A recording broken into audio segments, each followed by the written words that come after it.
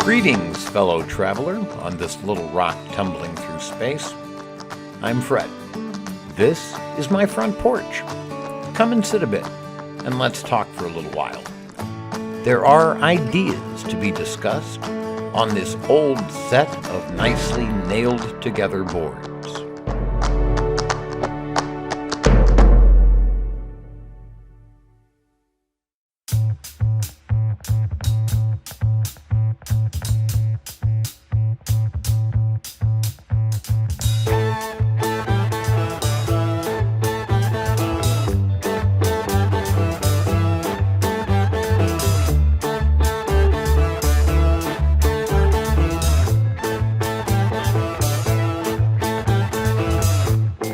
Money.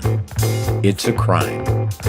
Share it fairly, but don't take a slice of my pie. Money, so they say, is the root of all evil today. But if you ask for a raise, it's no surprise that they're giving none away. Away, away. Pink Floyd. Let's begin with where we must certainly agree. Money has no value of its own. Its sole value comes from an agreement made before we were born by people we've never met that it has value. A bottle of water is more valuable than a $100 bill. I can drink the water, it helps keep me alive. I can't drink the bill. I also can't eat it. I can't use it to help my crops grow. It has no actual value beyond the mysterious agreement that it does. This becomes relevant now because the holy economy, which some believe is more important than human life, and which is built around printed pieces of cotton and linen, is obviously collapsing. Unemployment is skyrocketing. We are bailing out both corporations again, and now, to a much lesser extent, a few workers. It is by no means universal. If you are behind on child support, which usually indicates you didn't have enough money in the first place, you don't get the help. If you make too much money, you don't get the help, unless, of course, you make obscene amounts of money, in which case you get vastly more help. If you don't have a bank account on file with the IRS, you will still get some help, but it will take much longer. In short, some of the workers are deserving, while others are not. Homelessness is, for the first time in recent memory, becoming an issue people in the middle class fear. Why? More people may be facing it soon, because we can't earn pieces of cotton and linen with symbols printed on them. We could vastly reduce homelessness fairly easily. There are between 17 and 18 million empty houses in America at the moment, depending upon whose estimates you read. There are roughly 500,000 homeless people in America. We have more than 30 times the empty houses as people who need a home. Why don't we give them homes? Money. We have more than enough food to feed everyone on the planet. I quoted this in an earlier article. The world produces enough food to feed everyone. For the world as a whole, per capita caloric availability and food diversity, that is, the variety of food groups in a diet, have increased between the 1960s and 2011. This growth in food availability, along with improved access to food, helped reduce the percentage of chronically undernourished people in lower middle income countries from about 30% in 1990 to 92 to about 13% 2 decades later. A principal problem is that many people in the world still do not have sufficient income to purchase or land to grow enough food or to have access to nutritious foods. That's from worldhunger.org. The link will be in the notes. Why don't we feed everyone then? Money. The highest estimates for feeding everyone in the world is $265 billion. For context, that's half of what we spent bailing out corporations this time around. We are capable of all the things we are doing, and all the things we have done, and all the things we ever will do without pieces of cotton and linen. Those ingredients would be put to better use, making clothes people need. What makes you so sure this could be done without money? Money isn't a magical ring. It has no supernatural powers. It doesn't give us abilities we didn't already have. Its supreme power is the agreement. It is powerful only because we have decided it is. I know we can accomplish the things we have accomplished because we've accomplished them. Was it the magical power of money that allowed Copernicus to determine the Earth orbits the Sun? Was it the mystical power of cash that built the ancient Egyptian pyramids? Would the invention of the printing press have been impossible without guilders? Or were all of these things possible without money? I submit human beings can operate without money. We are capable of miraculous things, and none of those things is from money, shimmering like Stanley Kubrick's monolith in 2001, imbuing us with powers we previously lacked. Money, or any form of currency, it seems to me, is used for determining what one deserves. You deserve, the idea goes, whatever you can buy. If it were used only for buying things that are extra, I could live with that idea. I don't for a moment pretend everyone deserves everything. I don't deserve a private jet, I suppose. But we have taken it to an absurd extreme. We've decided people who don't have money don't deserve a place to live, food to eat, heated homes, electricity, running water, medical care, or clothes to protect them from the environment. Money is used to ensure that everyone works. There is the implicit threat that if one doesn't work, one will live, if one lives at all, in the most cruel poverty we can devise. That's not true. We have programs for those without enough money. Yes, we do. Our welfare programs work wonderfully to ensure that one never really has enough money to advance. They are also all about deciding if you deserve anything and how much you deserve. If you start doing better, you must not need the help anymore, so we take it away. I have often done worse by doing better. These programs require that a person knows they exist. They require a person knows how to make use of them. They require, if nothing else, a physical address.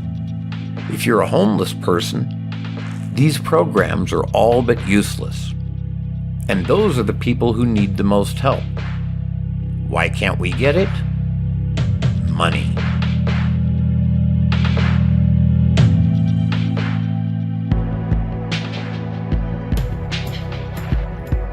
What is the function of money? I conducted my own utterly unscientific research on this topic with my own Facebook page. I got quite a few responses. The answers broke down into 3 broad ideas. 1, money is a means of exchange. This camp points out that the barter system was, essentially, too bulky to make it work properly. There is no way to determine how many walnuts are worth a gallon of milk. Money simplifies things by assigning a more transferable unit of measure to each item. A bottle of water is never going to cost $5,000. A new car will never cost $10. We can even things out, and it makes trade easier. 2, money is a motivator. These folks believe money is used to get people to do things we don't want to do otherwise.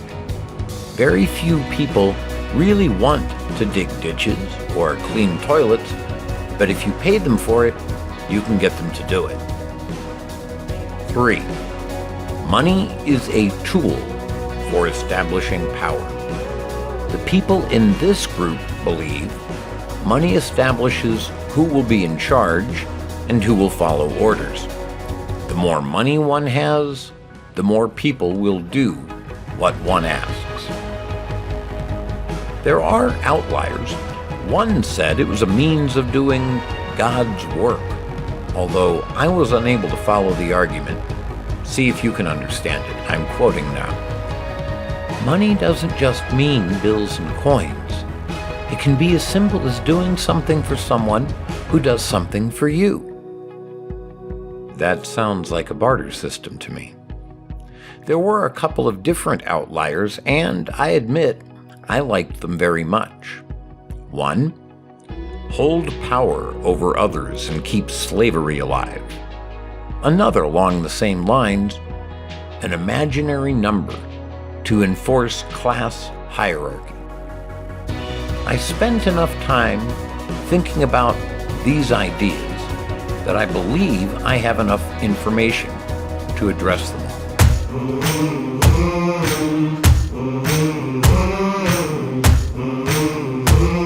Money as a means of exchange. Money does simplify matters in many ways. I need something. Let's say, because I'm Fred, it's a case of Diet Pepsi. I could certainly exchange my labor for it. I could go to Circle K, as I suggested in an earlier podcast, and sweep up, or clean shelves, or stock beer for a little while in exchange for my soda. While I think that works very nicely for small transactions, it becomes complicated for larger ones. I don't have sufficient labor ability to trade instantly for a new car or a house. No one does. We need a means of exchange for this. Does it have to be the dollar? Is there another possibility? Should we explore other options? I would certainly like to investigate other possibilities. This one doesn't seem to be working very well. I say that because more than 70% of us don't have enough of it to live decent, or at least secure, lives. We live paycheck to paycheck in the best of times. We can't afford to miss a single one, and during the pandemic, we are finding we are going to be missing more than one. The disaster will be difficult to overcome. Money as a motivator. In some cases, the need for money can motivate people to do good things. We may do useful things in the pursuit of money. There have been many studies, one of which was pointed out by a Facebook friend of mine, that show, in opposition to what one would normally think, that money is a very poor motivator for higher level tasks. You can get people to dig a ditch faster by offering more money, but you can't get someone to create new software that way. That requires autonomy. Allowing someone to work something out in their own way makes it possible for them to think creatively in ways that money doesn't bring about. Its function as a motivator, then, is limited. It rarely produces great innovation. It is an excellent motivator, however, for forcing us to do tasks we never wanted to do. We fear poverty and homelessness sufficiently that we will do whatever is required to avoid them. And for me, this is the next and worst function of money.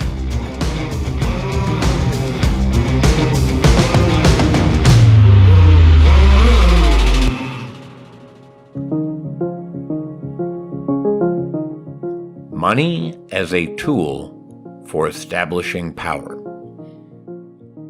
This is where money becomes evil. Far too many of us believe the myth that a person's value can be determined by the amount of money we have. This is simply untrue. Bits of printed cloth, as we have already demonstrated, have no inherent value. Possession of those bits of cloth and coins shows nothing reliably. Having large amounts of this may show me that you worked hard. They may show me you have a rare and valuable talent for which people are willing to pay. They may show me you made a significant contribution to society. They may show me none of those things. They may show me that you stole them. They may show me that you won them. They may show me that you have done unethical or immoral things to obtain them. Possession of these shows me nothing certain about you. It is impossible to determine your value to society, to me, to humanity, based on how many of these pieces of inherently valueless bits of cotton and linen you have. What they grant you, or any of us, to the extent that we have them, is power. I would go further. They grant you freedom. They determine what you can and can't do, and when you can do it. If you have very few, you must work harder and harder for fewer and fewer of them. If you are not successful in collecting them, you will be unable to survive for any length of time. You will have nowhere to live, you will have nothing to eat, you will have no access to medical care, you will not be able to get new clothes. You will be completely the rugged individual. You will be Thoreau, but without Walden Pond, because someone owns it now and you're not allowed to be there without paying. You're not really allowed to be anywhere without paying. So, you will work. We will all work. We will do as we are told, if someone please will let us live in something better than the dumpster. We are brought to this state by money. Those of us who have the largest stacks of cotton cloth get to do whatever we wish to do, within the law, whenever we choose. If it's illegal, we can still usually get away with it. That's not cynicism. It's an honest observation. Those of us with the most give the orders. We decide how much the poor get. We are, for reasons passing understanding, superior to those who have less money. We are more important. We deserve it. This is what we have been asked to believe since before I was born. I decline to believe it.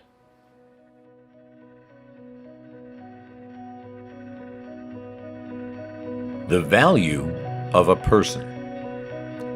My value is not defined by how much money I can earn. Neither, for me at least, is yours. Such a definition is not only narrow, in that it focuses on only one small part of the thousands of elements of my existence, it is also among the least interesting. Can I make you laugh? Can I cause you to smile? Can I make you think? Can I entertain you? Am I someone to whom you might reasonably turn for love and kindness? Do I know as much about Star Trek as you do? Did Go Set a Watchman ruin To Kill a Mockingbird for me? Do I believe that's even a relevant question? Would a comma straighten out your sentence for you? I'm the guy to ask. All of those are more interesting definitions of your friend. They're also all among the indicators of your value to me. Many of the people on my Facebook friends list are women upon whom, when I was in the hormone haze that is the existence of a 15-year-old boy, I had a terrible crush. Was that because they were physically attractive? Undoubtedly. So, should I make all of my judgments about women based upon their attractiveness? And if I did, wouldn't you loathe me for such an unimportant and single-minded appraisal of my friends? And if anyone made their sole method of judging me my physical attractiveness, I would have very few friends indeed. Just as wrong as I would be to make my judgment of a person based on their physical attributes, I would be equally offended if I were to be judged solely on the amount of money I can earn. This would be equally true if I were physically attractive or I could earn large sums of money. Why then are we willing to make such narrow judgments about strangers? I refuse to believe the only value of someone else is how much money they can earn, or how physically attractive that person may be. And I believe all people, simply because we have been born, deserve the basics of living. I know many people who publish memes of blank pieces of paper that are the list of all the things the world owes you. I can't agree with that. Neither you, nor I, nor any of us ever asked to be born. We simply were. We were the fastest sperm, but we didn't even ask to be that. And we survive on this planet only because others, at some point, took care of us. In fact, we all rely on each other in greater or lesser ways to survive even now. Someone has to grow our food. Someone has to pick it or slaughter it. Someone has to package it. Someone has to ship it. Someone has to stock it on the shelf. Someone has to sell it to you. And that was just lunch. We depend on each other. Is that socialism? I don't know. We can debate economic theories another time. I'm simply pointing out that, as John Donne told us, no man is an island entire of itself.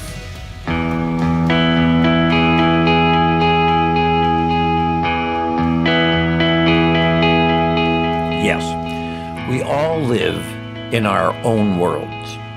Our experiences are ours alone, unique to each of us.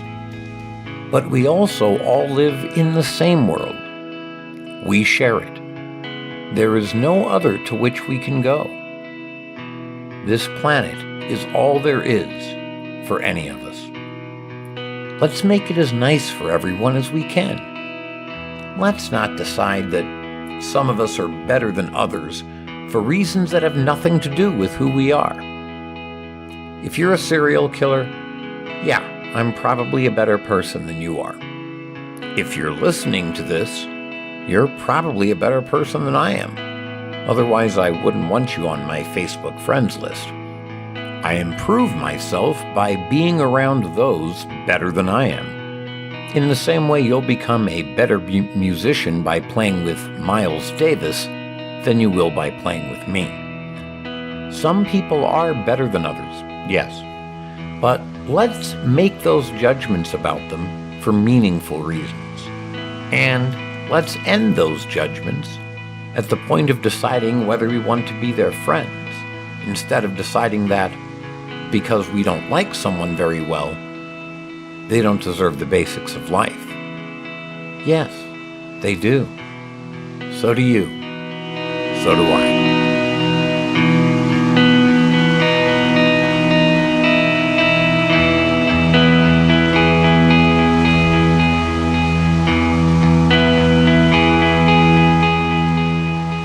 What should our future be?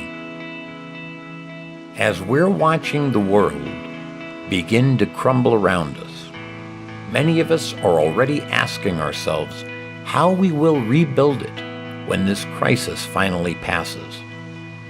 I don't know when that'll be. I've heard 2 months. I've heard 18 months.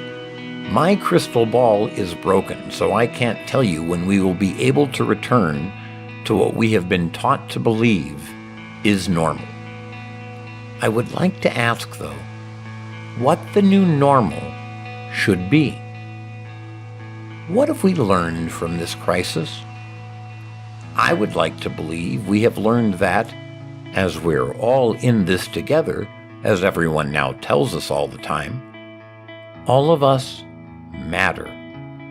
And perhaps we will begin to reshape the world so that all of us are free to choose for ourselves.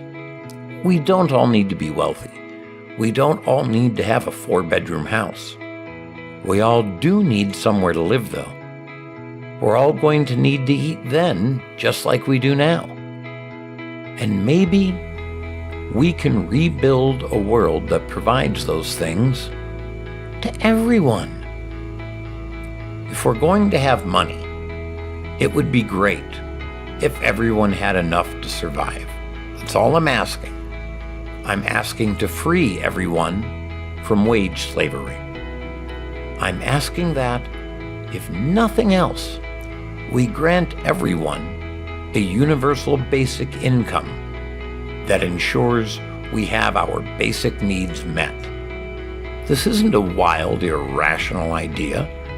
It's a lesson I think we need to learn. I'm not alone in this. I certainly didn't invent the idea. I see it, though, as an inescapable fact that all human beings matter. I do, you do, we do. Let's develop an economy that will care for all of us. How do we do that? Nope, I don't know that. But I would love to start by recognizing that all of us count. Let's begin with that idea, and then find out, as my favorite fictional president was fond of saying, what's next?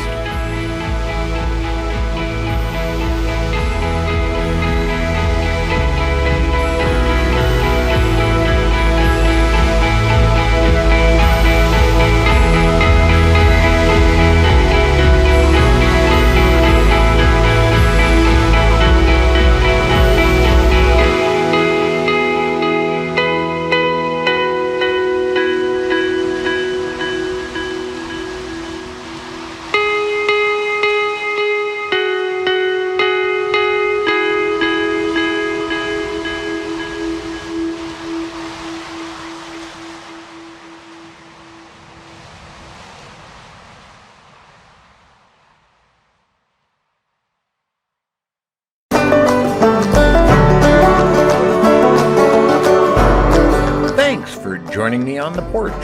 I hope you come back soon. Look for all the episodes at anchor.fm/front-porch-podcast. We're also now on Spotify, Breaker, and Google Podcasts. Enjoy the rest of your day.